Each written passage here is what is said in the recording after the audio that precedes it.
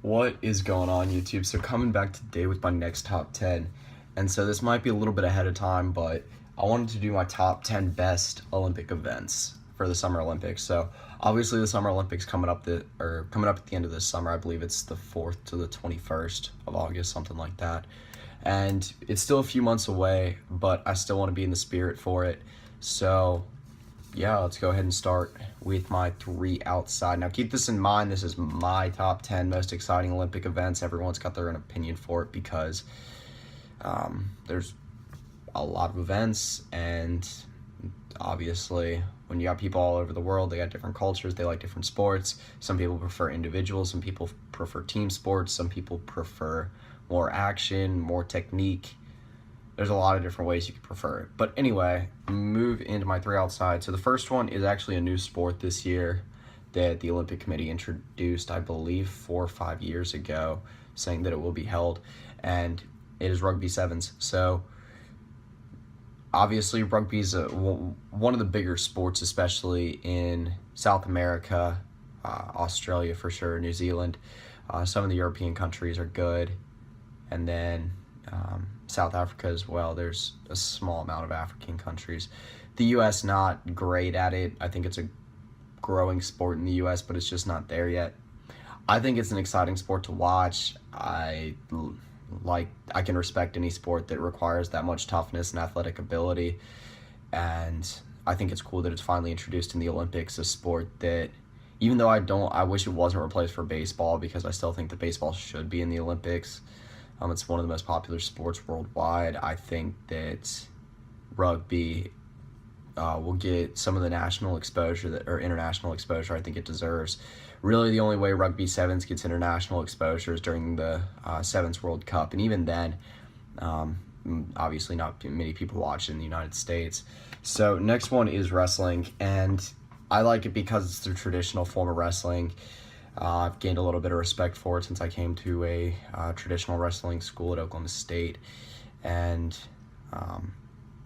it honestly is, I mean, it's not the most exciting sport in the world to me, but it is an exciting sport. It does require a lot of technique. You can appreciate that. It's a big sport worldwide, and it's one that the U.S. is very good at, so if you're an American, that's a good way to support it. So at number 1, I've got water polo. So water polo actually gets a decent amount of coverage in the Olympics.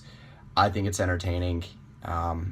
U.S. is okay at it, not necessarily great, but like I said, it's entertaining to watch. It's one of the more heavily covered events.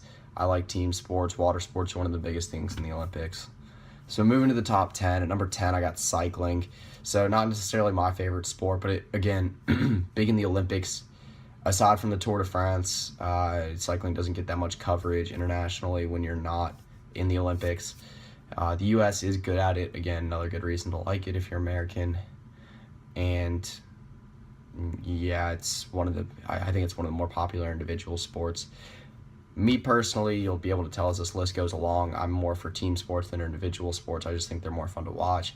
But obviously there are some individual sports that I like as well. So at number 9, got another individual sport, which is tennis. So I can respect tennis. I don't watch a whole lot of it during the summer, or really at all.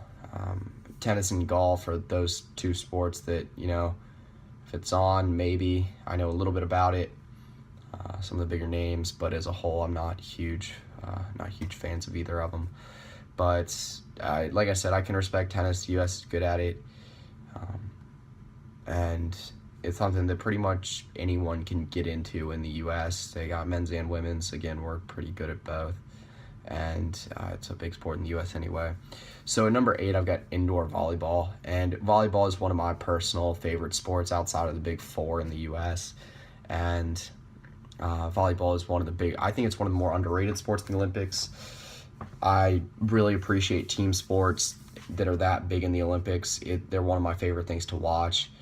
I actually watch a decent amount of like women's college volleyball. I don't know what it is about men's. It's just like, it's not the fact that it's dudes. It's just like the fact, I don't know. If you're a dude and you watch like any sort of volleyball to any degree, I guess you'll kind of understand what I'm saying. Beach volleyball, Beach volleyball is honestly a little bit different. If it's the U.S. and the Olympics, men's or women's, I'll root for them and watch it. Like I said, I like volleyball, sand or indoor. So at number 7, I've got diving. So I don't think that when you break it down, it's a very entertaining sport at all. You're just diving into a pool. But there's something about it that it just gathers entire families around the TV and watch it. U.S. is again okay at it. The Asian countries are pretty big at it, and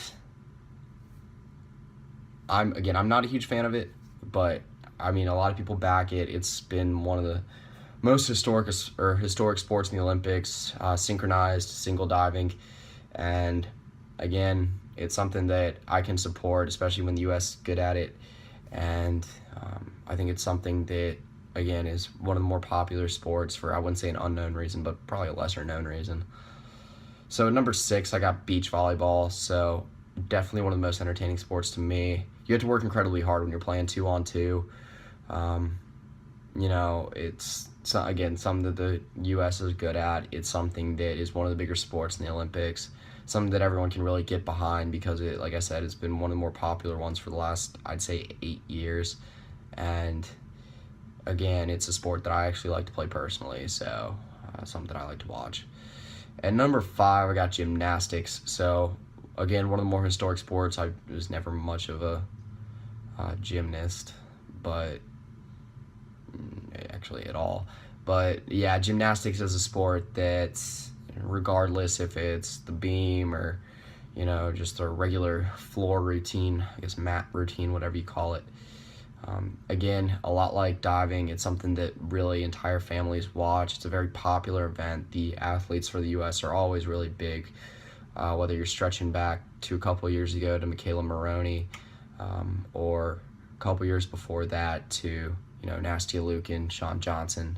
They always have big names for the U.S. gymnastics team, and people always back it. It's one of the most heavily covered, one of the most heavily marketed sports in the Olympics for the U.S. and for a lot of countries worldwide. So at number 4, I got swimming, and this pretty much encompasses every swimming events. Again, Michael Phelps made it huge in the U.S., and Ryan Lochte as well. Men's and women's, again, a lot of people back it. It is very entertaining for an individual sport to me. I think it is the 3rd most watched sport in the Olympics, or at least it was the last 2 years, or last Summer Olympics. And, again, my personal thing with it is probably the shorter the event, the better.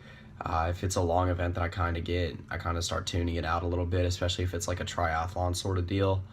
But, again, the short ones can be very, very entertaining it's just like a regular track race. When it gets to the very end, a lot of them are very close. Obviously, if you watch Michael Phelps, he had quite a few close ones on the way to breaking his gold medal record. So at number 3, I've got track, and I like running, but I was never much of a track runner personally. Track is definitely the most covered sport.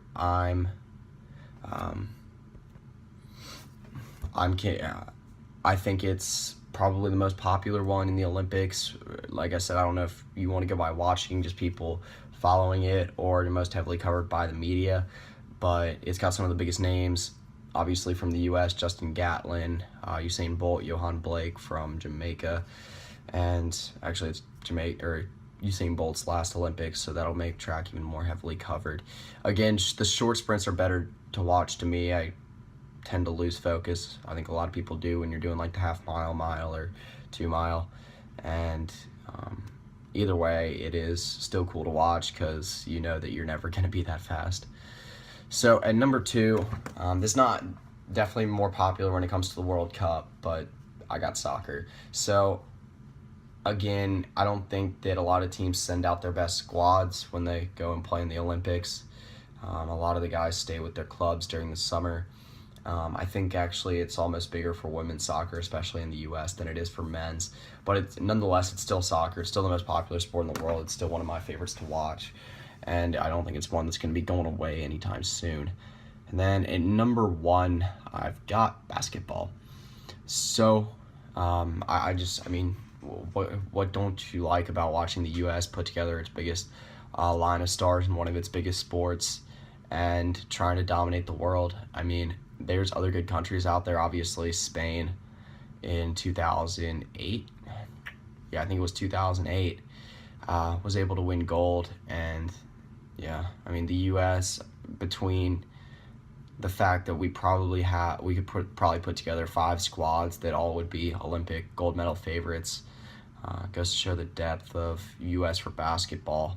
And again, basketball is just one of my pure favorite sports, and when it's in the Olympics and when the stage is heightened like that, I can really enjoy watching it. I can really enjoy even watching some of the other games, seeing some of the other nationalities, seeing what the basketball scene is looking like around the world. And I think a lot of NBA fans feel the same way about it. All right, so that concludes my top 10 power rankings for Olympic events. So again, I kind of wanted to make a little thing at the end about this. Just summer sports, to me, they kind of die. As a college football fan, you kind of have to survive through spring game reruns, media days, and, just preseason hype. When you're an NFL fan, it's kind of the same way. Fantasy football lead up to the preseason, and then around August you get the preseason. And then obviously the NHL and the NBA are gone after June. So you got baseball for a couple months, and then anything to pass the time, and especially something as big as the Olympics. I think the World Cup is the same way, especially for me.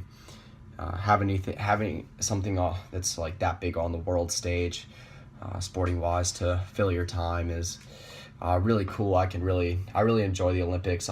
I think honestly the Winter Olympics is my favorite, just because I like watching. Hockey's my favorite sport, and Olympic hockey I think is, in my opinion, head and shoulders above any other Olympic event. It's just more fun to watch for me. I don't just like watching the U.S. I like watching every single team play. That's one of the few events in any Olympic, or one of the few Olympic events in any Olympics that I actually like watching every single game, and will go out of my way to watch every single game.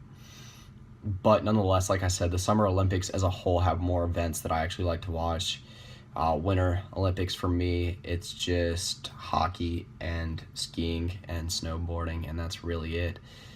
And Summer Olympics, obviously, like I'd say 10 of those sports are sports that I actually watch on a semi-regular basis in the Summer Olympics. So yeah, that pretty much concludes it. If you've not seen my last 2 videos from the top 10 playlist, then this will be in the outro, and then I will put the link to the entire top 10 playlist in the description below. So that's pretty much it. So yep, I'm going to be doing my top 10 college football quarterbacks heading into 2016.